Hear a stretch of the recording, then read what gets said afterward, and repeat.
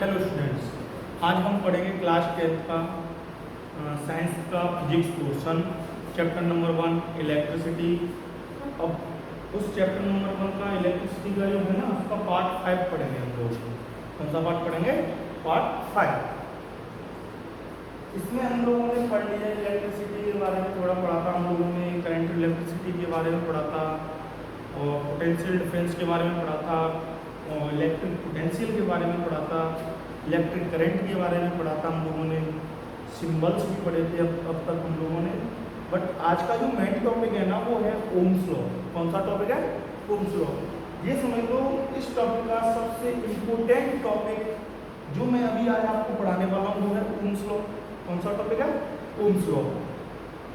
आप इस टॉपिक को थोड़ा ध्यान से पढ़ना, देखना, ठीक है, और इसको थोड़ा बार बार रिवाइज करने की कोशिश करना, क्योंकि इस टॉपिक से आपके एग्जाम में क्वेश्चंस बनते हैं। तो बेटा, तो हम आज का टॉपिक कौन सा पढ़ेंगे? Ohm's law. कौन सा टॉपिक है बेटा? Ohm's law.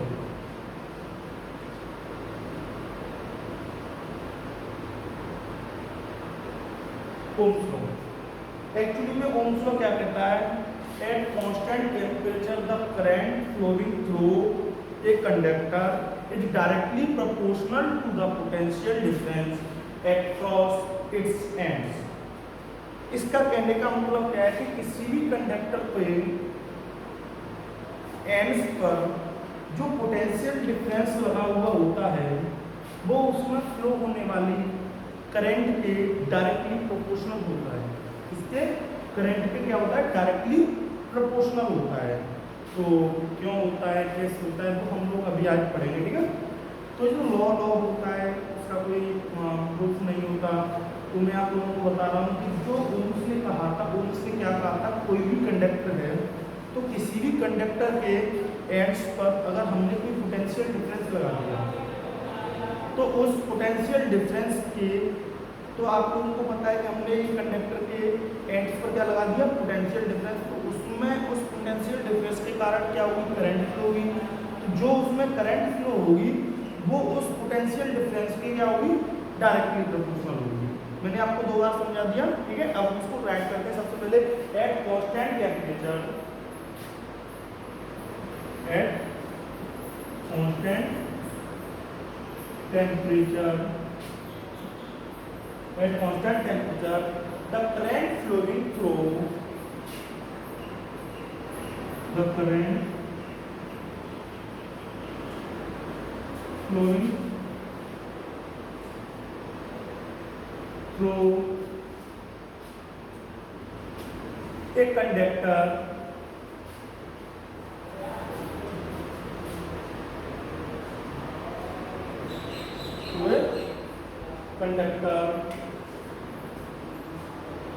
is directly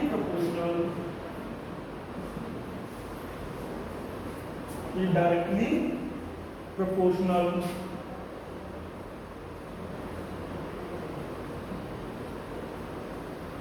to the potential difference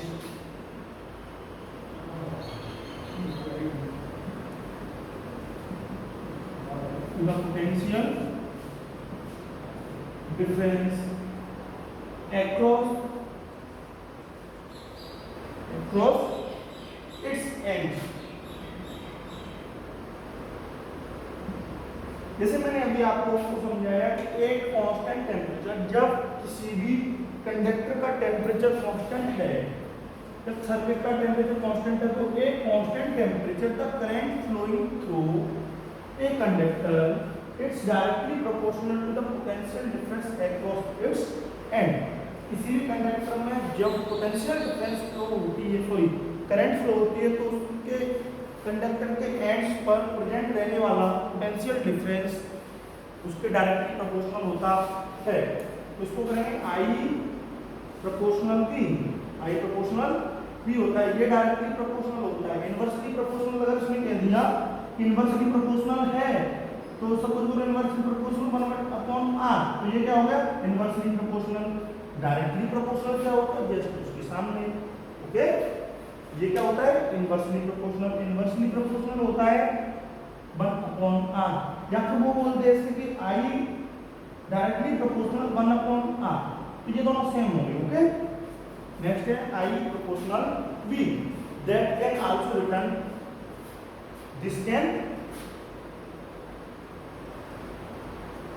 also return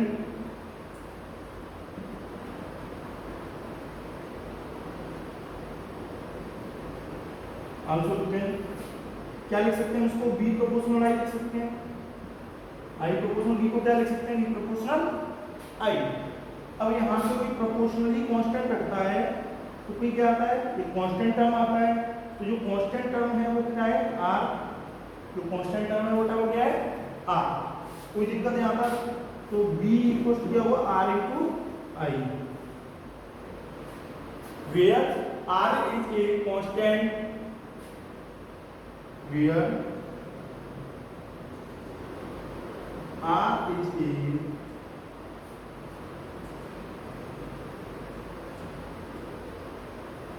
constant called resistance of conductor, called resistance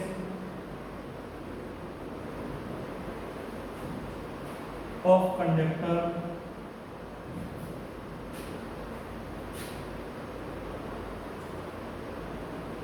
of conductor। Next,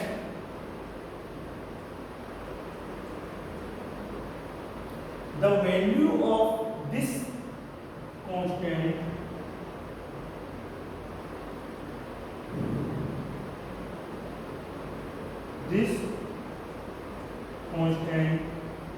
the value of this constant depends on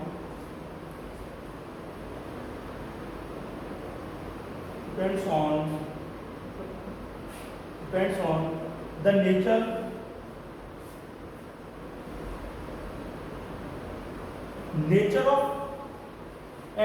of material and their length and area of cross section, the nature, length, area of cross section and temperature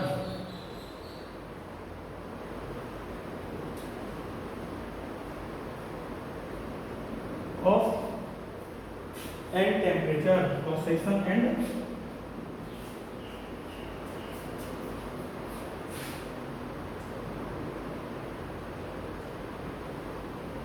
temperature of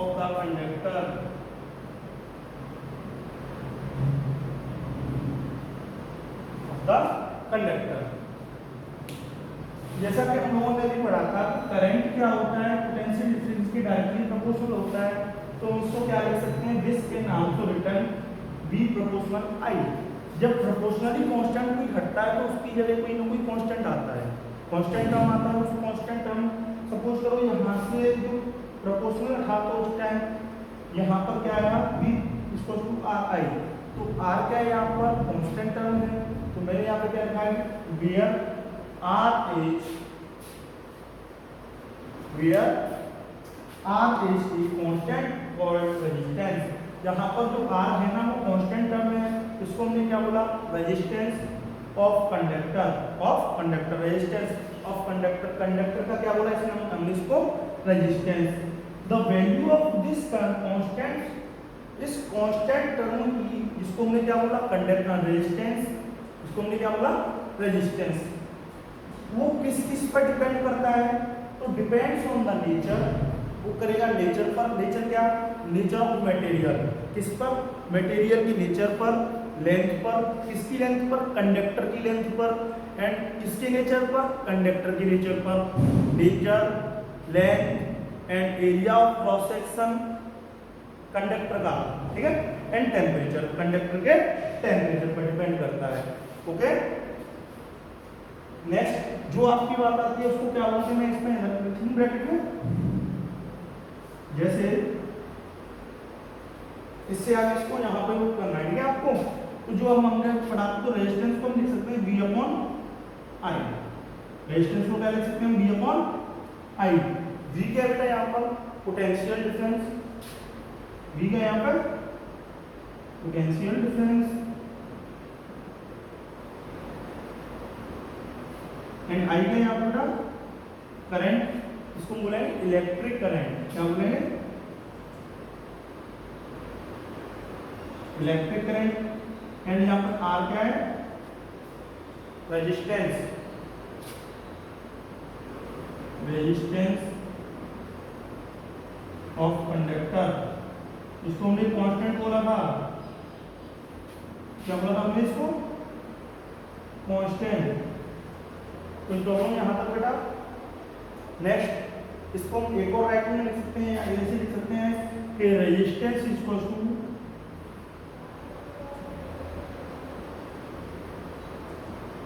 potential difference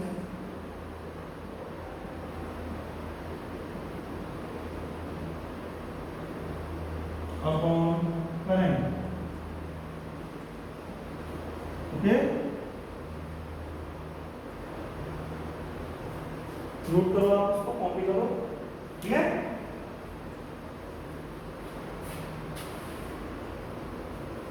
आप लोगों ने इसको copy कर लिया होगा। Next पढ़ते हैं resistance के बारे में, रेजिस्टेंस क्या होता है थोड़ा और जानकारी लेते हैं। रेजिस्टेंस की डेफिनेशन इस चीज पर डिपेंड करता है, ठीक है।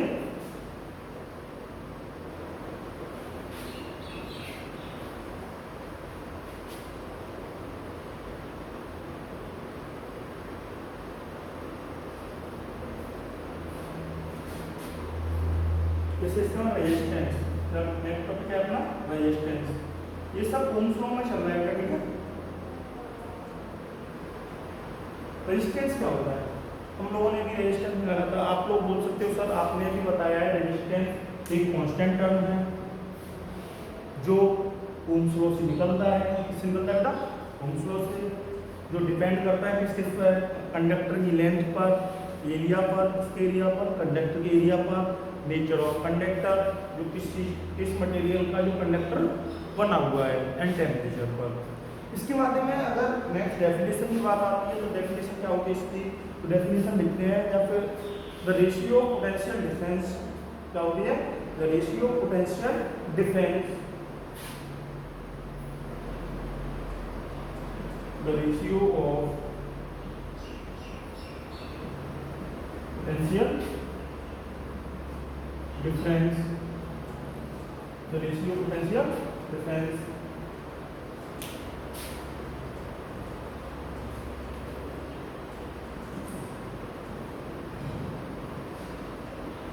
the ratio of potential difference applied between the ends of a conductor, applied between the ends of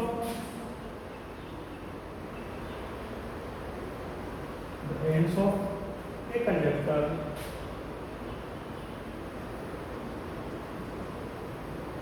the ends of a conductor and the current flowing through,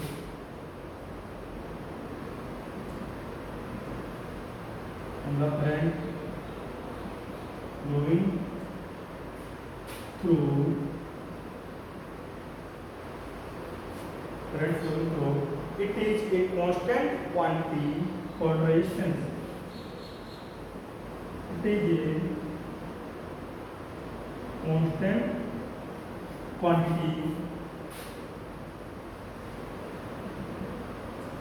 quantity called resistance.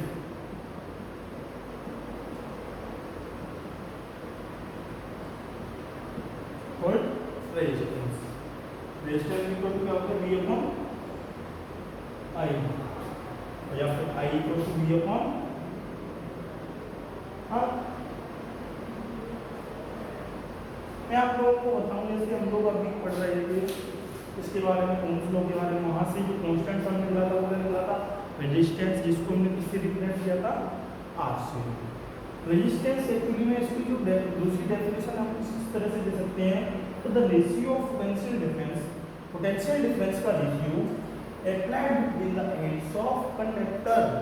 मान लो किसी भी conductor, suppose करो ये वाला conductor है, इस conductor के एंड्स पर जो पोटेंशियल डिफरेंस यहाँ पे V1 है, यहाँ पे क्या है V2 है। ये कंडक्टर के एंड्स पर क्या लगा हुआ potential difference and the current flowing through it is constant quantity. इसमें जो करंट फ्लो होता है क्या होता है, करंट फ्लो हो रहा है and the current flowing through it is constant quantity called resistance. मान लो क्या बोला है उसमें कि the ratio of potential difference applied between the ends of conductor and the current flowing through it is constant quantity. Conduct potential difference of current का जो ratio होता है ना, वो क्या कहलाता है आपका रेजिस्टेंस। जो उसकी कांस्टेंट क्वांटिटी आती है ना, उसको उनको आप बोलते हैं रेजिस्टेंस। कोई दिक्कत? नेक्स्ट इसमें पॉइंट लिखते हैं कुछ, जैसे it is obvious from this relation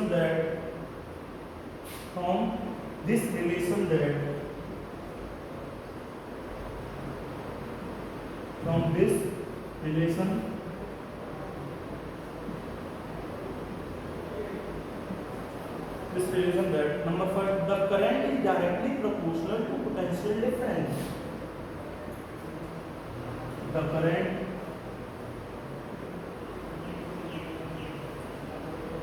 is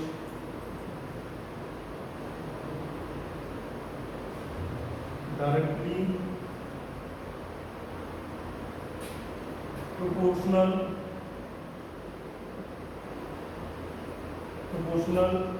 to the potential difference.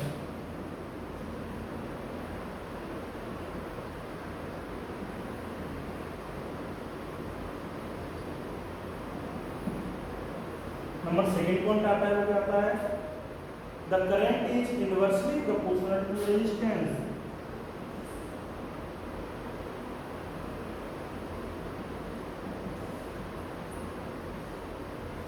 Inversely proportional to the resistance.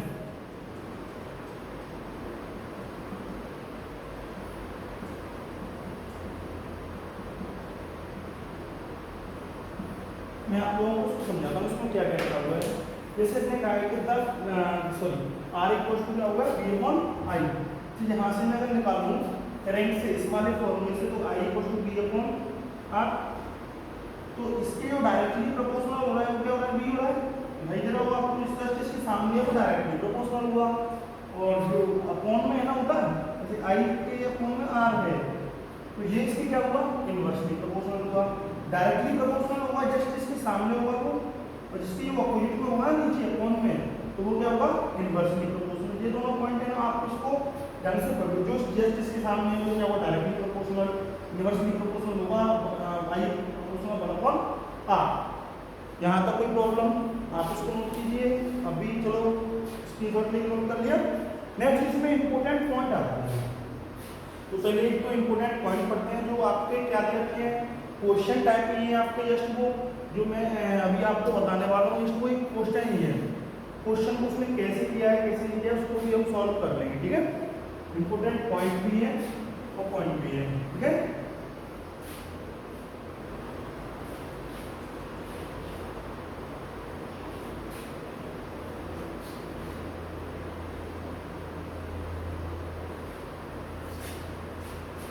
जो इंपॉर्टेंट पॉइंट है वो क्या है, number first,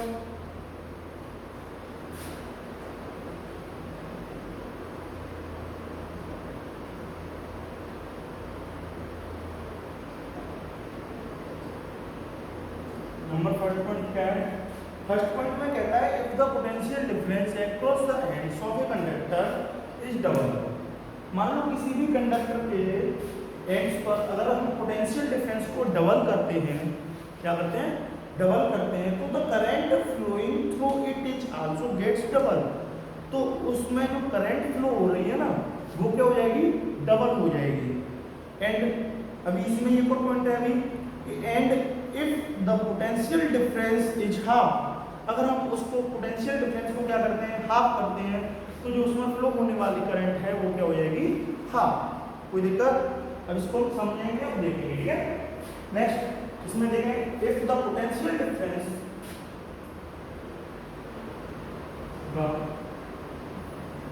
potential difference, if the potential difference across the ends of a conductor, across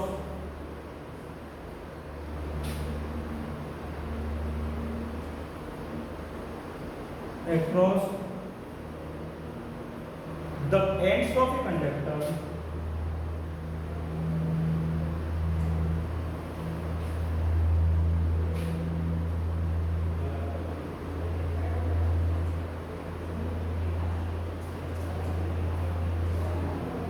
ends of a conductor H double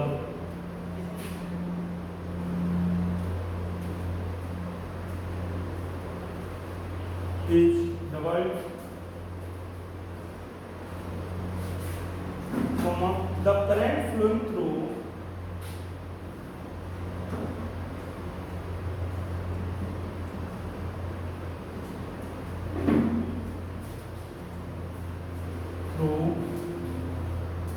it is also get doubles.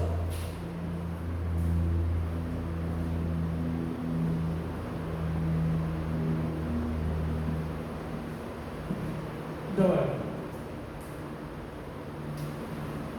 Student double. And if the potential difference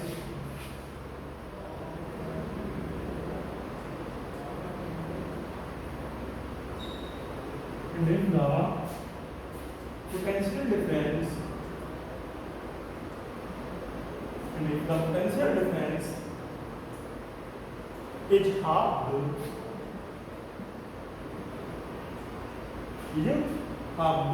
the current also gets halved. The current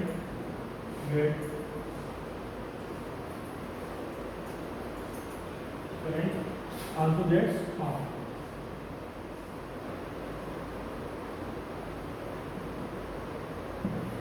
इसके कहने का मतलब क्या है, मैं आपको वो बताऊं। इसने कहा है if the potential difference across the end of a conductor is double, the current flowing through it is also get double. जब मैं किसी भी पोटेंशियल डिफरेंस के एंड्स पर अगर पोटेंशियल डिफरेंस को क्या कोई कंडक्टर के एंड्स पर अगर मैं पोटेंशियल डिफरेंस को डबल कर देता हूं तो उसमें फ्लो होने वाली करंट है वो क्या हो जाएगी डबल। एंड नेक्स्ट पॉइंट है यहां से and and if the potential difference is also is half, the current is also get half. अगर मैं पोटेंशियल डिफरेंस को हाफ कर दूं तो क्या हो जाएगा, करंट भी मेरा क्या हो जाएगा हाफ हो जाएगा। चेक करते हैं कैसे। मान लो मेरा पहला पोटेंशियल डिफरेंस है V I = V upon R। Explain यहां पे देखते हैं एक्सप्लेनेशन, ठीक है।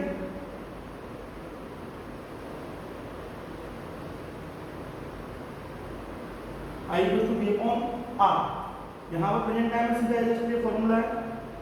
यहाँ पे v की जगह मैंने 2v मान लिया। क्या मान लिया 2v। कोई दिक्कत तो पहले डबल कर रहा हूँ तो i = क्या हो जाएगा v की जगह 2v। इस फॉर्मूले में पुट करना है अपन r क्या है कांस्टेंट, तो यहाँ से i क्या निकलेगा 2, ये क्या हो जाएगा बेटा जो i डैश में न्यू i डैश निकलेगा ना ये आ जाएगा i। तो करंट क्या हो गया, पहले क्या था i, अब क्या हो गया 2i, तो करंट क्या हो गया डबल। कहां पे है conductor flow the current also double, current भी क्या हो गया डबल। नेक्स्ट पॉइंट क्या करा and if the potential difference is half. Next potential difference को मैंने क्या कर दिया v/2 मतलब हाफ कर दिया, तो करंट भी क्या हो जाएगा हाफ। देखते हैं बेटा तो i = v की जगह क्या लिखना, जो i से निकलेगा ना v निकलेगा वो v की जगह v/2 अपन r को आप चल रहा है ये क्या हो जाएगा बेटा i, तो जो i निकलेगा वो क्या निकलेगा i डैश बराबर i dash upon sorry i/2। तो ये v अपॉन i क्या हो गया, v अपॉन r क्या हो गया i, तो i डैश इक्वल टू हो गया i/2। ये करंट भी क्या हो गया हाफ हो गया। कोई प्रॉब्लम। तो इसका सेकंड पॉइंट आएगा वो क्या है बेटा, if the resistance is doubled, the resistance is double the resistance is doubled, the current gets half.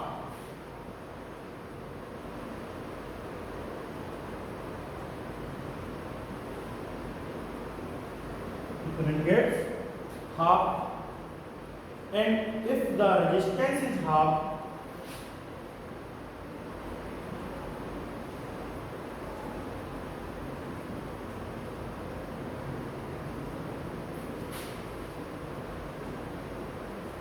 resistance is half, the current gets double.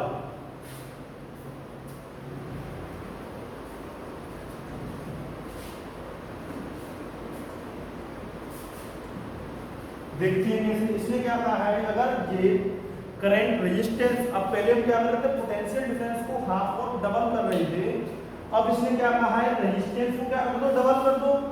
तो जब हमने रेजिस्टेंस को डबल किया, ये पॉइंट कहता है जब इसने रेजिस्टेंस को डबल किया है तो आपकी जो करंट मिल रही है वो कैसी मिल रही है बेटा, हाफ। करंट क्या हो रही है, आधी। And if the resistance is half तो करंट इज गेट्स डबल। जब इसने पूरे कंडक्टर के रेजिस्टेंस को क्या कर दिया है, हाफ मतलब आधा कर दिया है, तो उसको मिलने वाली, किसको, कंडक्टर को मिलने वाली करंट है वो क्या हो जाएगी, डबल। क्या हो जाएगी, डबल। चेक करते हैं बेटा, मान लो मेरा क्या है, I equal to B upon R, I equal to B upon R, इससे होना चाहिए इसका। इसमें क्या किया है, V को क्या कर दिया, कांस्टेंट। तो इसमें किसको किया था, R को कांस्टेंट किया था। अभी चर्चा चली थी ना। तो अगर मैं क्या करूंगा, R को पहले क्या कर रहा है, ये डबल, वैसा हो गया, इसने कर दिया R को 2R। तो मैं इसको R डैश मानूं या फिर R ही बना रहे हैं, R डैश। तो I को क्या हो जाएगा, V अपॉन 2R। तो V अपॉन 2R ये क्या गया, R की जगह लिखना था मुझे, R की जगह 2R लिख दिया। V अपॉन R क्या होता है, I। तो जो मेरा करंट आएगा वो कितना आएगा बेटा, I/2 आएगा। I डैश निकलेगा ना, नहीं निकलेगा वो। तो मेरा करंट आया वो कितना आया, I/2 क्या आया, हाफ। अगर मैं रेजिस्टेंस को क्या कर रहा हूँ, आधा। अब रेजिस्टेंस को क्या कर रहा हूँ मैं, R/2, R डैश ने मान लिया इसको। तो I डैश इक्वल टू आएगा क्या, V अपॉन R डैश। तो I dash equal to V upon R dash की जगह R/2, 2 पर जाएगा तो क्या हो जाएगा, ये 2V अपॉन R। ये क्या होता है बेटा, I। तो I डैश क्या निकलेगा, 2I। तो जो करंट निकला, अब मेरा करंट कितना निकला, डबल। तो इस कहने की बात क्या है, इन दोनों पॉइंटों में समझने वाली बात ये है कि अगर पोटेंशियल डिफरेंस को मैं बढ़ाता हूँ, अगर मैंने डबल पोटेंशियल डिफरेंस किया तो मेरा करंट भी क्या हो जाएगा, डबल। और अगर मैंने पोटेंशियल डिफरेंस को आधा किया, मतलब हाफ किया, तो मेरा करंट भी क्या हो जाएगा, हाफ। एंड सेकंड पॉइंट कहता है, अगर मैंने रेजिस्टेंस को अगर डबल किया तो मेरा करंट क्या हो जाएगा, हाफ। एंड अगर रेजिस्टेंस को मैंने क्या किया, हाफ किया, तो मेरा करंट क्या हो जाएगा, डबल। ये पॉइंट्स दोनों केवल यही बताते हैं। ओके, आप इसको नोट कीजिए। ओके,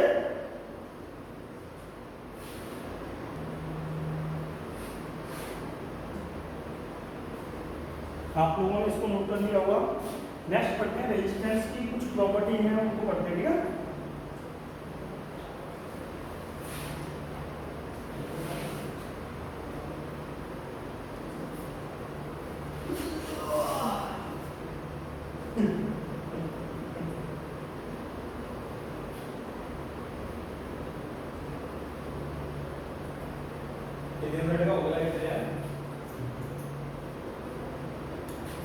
नेक्स्ट इज रेजिस्टेंस की जो प्रॉपर्टी है वो क्या होगी, the resistance of a conductor depends on length. Property जो है इसकी, the resistance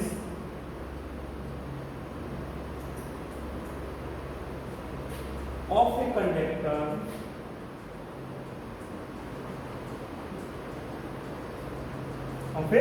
conductor depends on length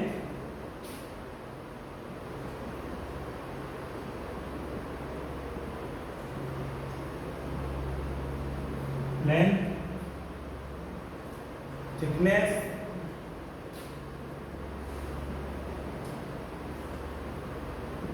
comma nature of material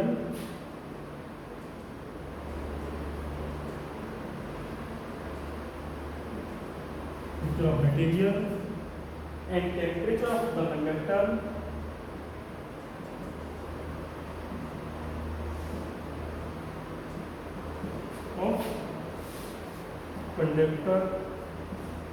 okay. The resistance of conductor किस पर डिपेंड करता है? कंडक्टर की लेंथ पर, थिकनेस पर, नेचर ऑफ मटेरियल पर एंड टेम्परेचर पर। ओके, नेक्स्ट पॉइंट आता है the SI unit of resistance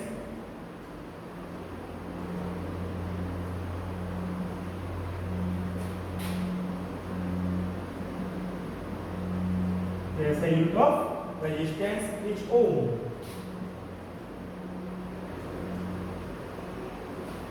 which is denoted by the symbol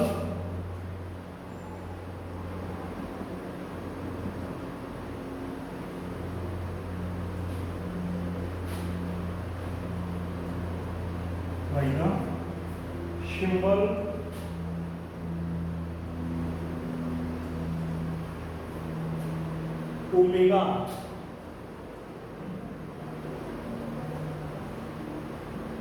ठीक है, यहां से लास्ट जो फॉर्मूला होगा वो लिख लो आप, R equal to V upon I and I equal to V upon R। Okay,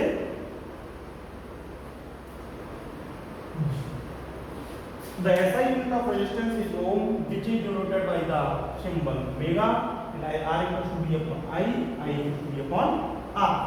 next time की वीडियो आएगी आपको, उसमें आपको पढ़ने को मिलेगा 1 एम्पियर और आप ओम्स लॉ के हम कुछ क्वेश्चंस करेंगे। ठीक है, आज के लिए इतना ही। थैंक यू बेटा।